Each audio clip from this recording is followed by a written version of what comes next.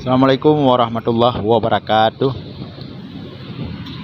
Puji syukur kepada Allah, selawat atas Nabi baginda Rasulullah Nabi Muhammad sallallahu alaihi wasallam.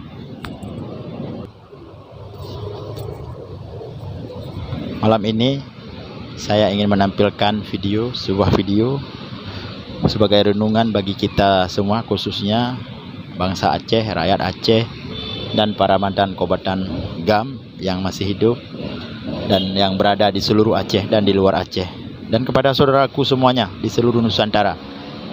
Saya persembahkan cuplikan video ini untuk kita renung, kita kenang bagaimana pahitnya perjuangan bangsa Aceh dalam menentukan nasibnya sendiri, memperjuang hak-haknya sebagaimana yang telah disepakati dulu di masa Bung Karno, di masa Daud Bereh, dan akhirnya kenapa pemerintah pusat ingkar janji? Kenapa Bung Karno ingkar janji?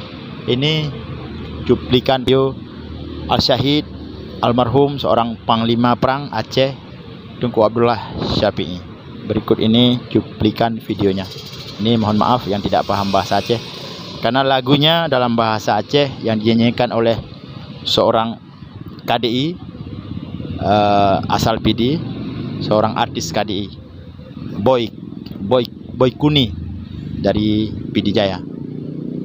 Tapi kalian yang tidak paham bahasa Aceh bisa menikmati musiknya dan bisa merenungkan. Ini videonya.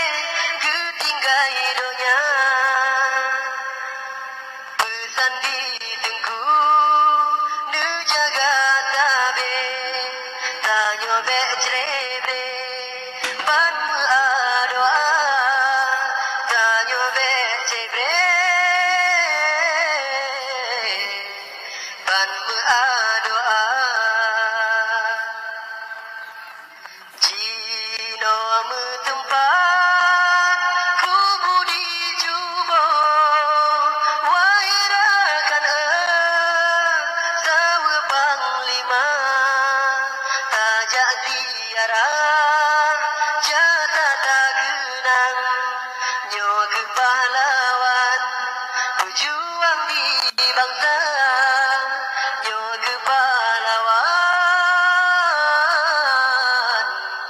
pejuang di bangsa. Ya Allah, benar bersahabat dengan aulia Tuhan.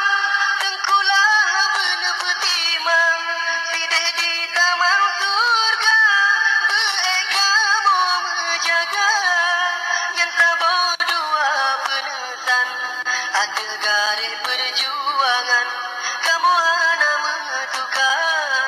Ada garis perjuangan kamu anak mentukar.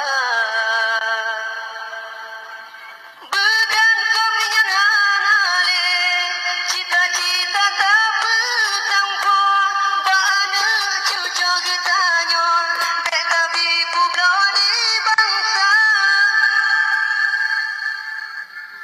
Bertingat ke perjuangan perjuangan urungnya udip mati di urungnya negeri pun ke bangsa udip mati di urungnya negeri pun ke bangsa.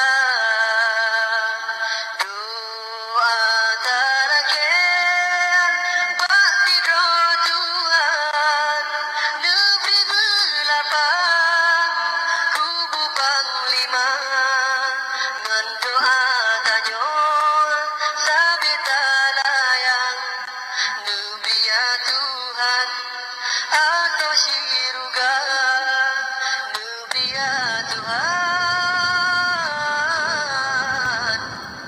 Demikian saudaraku, terima kasih yang sudah menonton.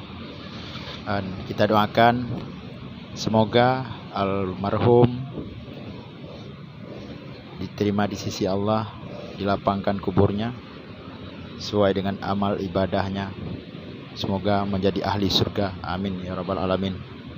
Terima kasih. Assalamualaikum warahmatullahi wabarakatuh.